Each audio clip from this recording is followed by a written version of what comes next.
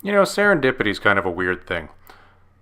A couple weeks back, I was out getting Mexican food for dinner, and as I'm standing there waiting to sit down at the table, my wife points out to me that there's a poster on the wall that says that there's a comic show happening in my hometown of Ajax the very next day. It was really weird, and I have no explanation for why I missed it. Clearly, it's one of those things where I'm just getting old, and honestly, I'm not paying attention to the world going on around me, because how I would have missed this just befuddles me. But I tell you, I did make the time, and I did go to it the next day. Took my youngest with me, and it was one of those things where I got there late in the day, and I kind of felt bad for the show because they had so few people walking around because I had just gotten there so late. And I'll tell you, this is a great example of why you want to be one of the only guys walking around the show. Because the opportunities you get as one of the only guys walking a show really outweigh the cost of getting into these things. And you're going to see that in the hall I walked out with here. Okay, so we're back. Let's get through this comic haul that came out of this pop culture show that I went to here in Ajax. So I really enjoyed this show, and I think the key lesson here was when you're in a show and you're one of the only guys walking around, make sure you slow down and take the time to figure out what's going on. Because I can tell you, being one of the only guys walking around, the dealers want to deal with you. They're there because they want to sell things. If you're one of the only guys there, guess what's going to happen? They're going to want to sell you things. And you're going to make out fairly well as a result of that. Now, I'm not saying we're taking advantage of people, but I am saying you're going to get a better opportunity to get the value and the price that you think you should be paying for these books. So let's walk through this first batch here. Now, I'll tell you, I'm not a big modern guy. Most of you will know I don't like modern books. What I do buy, though, is I do buy 1990s books, the early stuff that I sort of connect to emotionally, because that's when I was back reading this stuff and really gangbusters into buying comics. And I'll tell you, one of the things that I've decided recently is I think what people should be doing if they're building up their modern collection is buying more of the later New Mutants issues. And the reason, I'll tell you the reason why I say this. The New Mutants issues give you the early Cable stuff. This is where they were really fleshing out that character. And I'm going to talk to that a little bit later. B, the starting of X-Force, which is really where you're starting to get into those characters that you're going, Shatterstar, what the heck is that? Because these guys start making these weird appearances later on. And C, you're getting into Deadpool. And that's the obvious one here, Deadpool. And that's like the elephant in the room. Let's talk about it. It was number, 98? Everybody wanted that issue. And the funny part about this was, years ago you could buy that thing for a couple bucks because nobody really cared. And as soon as Deadpool blew up, boom! Now everything's Deadpool all the time, which is fine. Get your copies, hold on to them, they're worthwhile. I'm glad I did. Anyways, let's get into what I did get here. Because when I was walking the show, I noticed that they had no older material. Everything was modern or new. And as a not new guy, I said, all right, it's time to go back and get some of these 90s issues. Let's start digging here. And I'm glad I did, because knowing that I wanted some New Mutants, I found some. Less than $100, I walk out with a pretty good haul. Let's get into it. First one I got. New Mutants number 96. Let's move in a bit here. So, this one I like. Now, this is one of those weird, lesser known, I'd call this a minor key, if anything. And the reason I would say that is because this is the first cameo appearance of Cable. Now, I'm going to get to this Cable issue a little bit later. Cameo appearance of Cable. I've always liked this cover. The reason why is because it's this classic rip-off the old Spider-Man Vulture cover. And it's clearly here after Ditko. Clearly Liefeld knew what he was doing when he put this together. And the other thing I like about this is this weird blob of misprint down here in the corner. Every copy of this book I've seen has this. I've always wondered what the hell that is, and still nobody can give me an answer.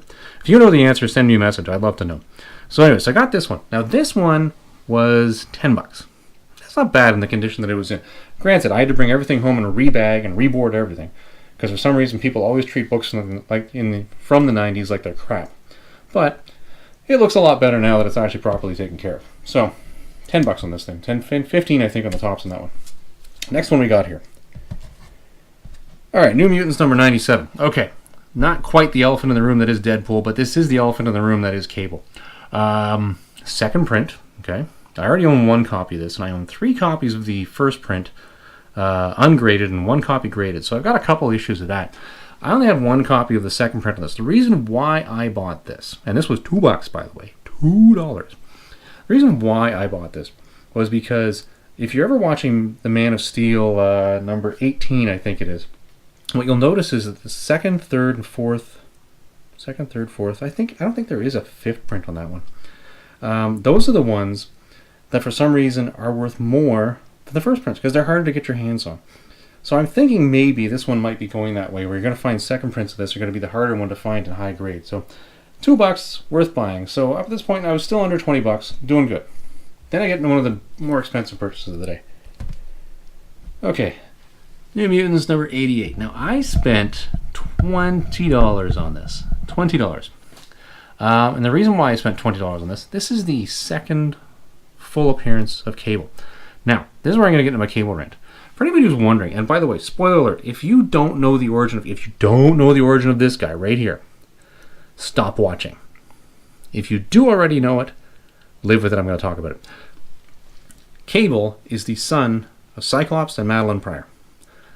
The first appearance of the son of Cyclops and Madeline Pryor is Uncanny X-Men number 201, not New Mutants number 98. And if you really want early Cable stuff, try reading the X Factor series from the 90s, because that's where he was a baby and he was all over the place, and he hadn't been sent into the future yet. And that happened later on when Jim Lee was working on X Factor. And that suddenly, when you read that story, you went, oh, that's how he's Cyclops' son. Oh, that makes sense now. Yeah, that's the actual origin of this guy right there. So, sorry, spoiler alert for people who did actually watch and listen through there despite the warning. That's where he comes from. This is the second full appearance of this incarnation of Cable, i.e. grown-up old grizzly guy. So I got this one, 20 bucks. Good one to get my hands on. Now with that, I then jump later in the issues. So I'll throw these three out all together. Bam. Okay. 3 copies of New Mutants number 100. 1 newsstand, 2 direct. First appearance of X Factor. I think this is the second appearance of Domino, but at this point in time it wasn't really Domino. I think this was Copycat, or there's some twist in the story like that. Early Shatterstar. But the first appearance of X Factor as we come to know it. This, and I bought the 3 of these, each, so 15, 15, and 10. The reason I bought these is, really, this is what leads into that early X-Force stuff. This is early Domino, and this is also still early Cable. And Cable, I like that character. So this is worth getting my hands on. And this is the last issue of that New Mutant series. Quite happy to have this. It's funny, you can see the difference between direct and newsstand here. White, yellow. Image, UPC. Fairly good condition, already fairly nicked up. These ones always had the crack picked out of them. They were sitting on newsstands and 4-year-olds would be thumbing through them, so big surprise there. Anyway, so these are the other 3 that I got. Pretty happy with the New Mutants haul that I ended up with there. Not a bad haul by any means. It worked out fairly well, and again, well under $100 for this. Then I started to get some of the more extraneous stuff, because again, I'm digging through 1990s books, and what do I find? Well, this is where I get a little OCD. I already own so many copies of Death of Superman, Superman number 75. I buy it every time I see it. This is another one I buy every time I see it. Adventures of Superman number 500. I think this is the first appearance of either Superboy or the Eradicator during that whole reign of the Superman, or Steel, or one of them. Yeah, it doesn't matter. The important thing here is this is the return of Superman. This is a fancy hologram cover underneath the white that you can't see here. Every time I buy this, and every time I'm in the store and I'm looking at this, I'm always doing this. You're going to see this in a second. I do this, and people look at me like I'm some sort of comic whisperer. They're like, oh, what's he doing? Oh. I'll tell you what I'm doing. I am checking the spine for ticks. Literally, that's what I'm doing. It's kind of hard because this is a square-bound comic to tick it up, but you'd be surprised. So always check these. Run your finger down it. You'll feel it. You'll feel it because you won't see it because of the stupid bag. And that's what brings me to the last one that I got. Well, by the way, this one here was $5. Not bad. In the condition it was in, that isn't bad for those of you who are actually buying this thing. I buy it all the time, so I know. Now, last one. And these are all Canadian prices, by the way. New Warriors number 1. A lot of you are going to laugh at me for buying this. This is my gamble for the year. Which, for a $20 gamble, and by the way, I spent $20 on this.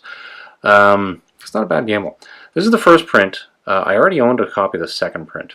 It's gold, just like the other New Mutants one has a gold one. This one has a gold one as well. I don't think there's anything really special about this team. I don't. I don't think there's anything particularly special about this particular comic, because the first appearance of the New Warriors was in an early Thor issue. And I'm going to have to go find that. But I'll tell you what I do think is special about this. Marvel is making butt tons of money right now by taking old material that nobody cares about and turning it into movie material. Nobody cared about Hawkeye. Nobody cared about the Guardians of the Galaxy. Nobody cared about the Hulk, for argument's sake. These are all lesser known, well, not lesser known, but lesser circulation books that nobody really cared about. Yet all of them get movies made out of them, and all of them do really, really well. Guardians of the Galaxy, I think, is the shining example of a grade A waste of a 1990s comic. That was actually older material. Granted, older material. But it did really well in a movie. I'm willing to bet that these heroes for the 90s, heroes for the 90s, are going to be something where somebody's going to start cashing in on these rights soon. You already know the Nova Corps is going to start making an appearance in the Marvel Cinematic Universe. Firestar is already out there from Spider-Man and His Amazing Friends. Namorita, well, that's old Marvel material right there. These top three, I think, have the greater chance as opposed to any of this crap at the bottom. Speedball, Night Thrasher, he had his own series, it died. And Marvel Boy, yeah, whatever. I honestly think these three and this comic make this now one of the ones to spec with. One of the ones to hold on to. And it could be 5 years from now, people are watching this video and saying, ha ha ha, Tennessee Fats, you were so wrong. Yeah, whatever. It's the gamble I made. It's the choice I made.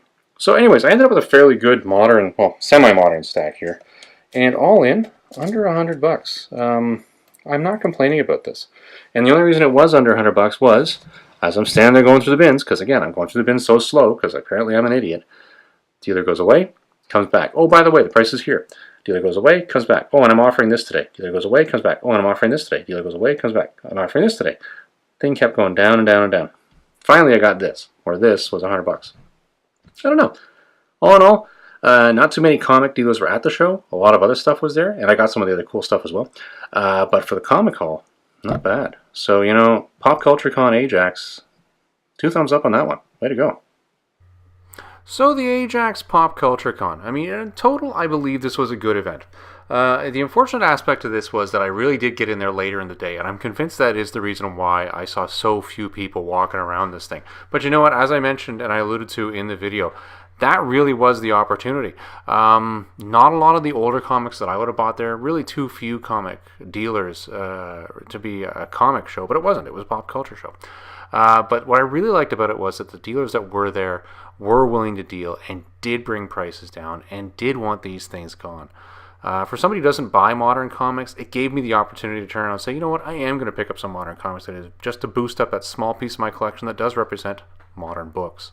All in all, the Pop Culture Con, I give it 2 thumbs up, and I would advise more people to attend this. The audio in the background without it. What's that, Nathan? Yeah, that's right. Make sure to like and subscribe. Oh, you think so, eh? Alright, so we're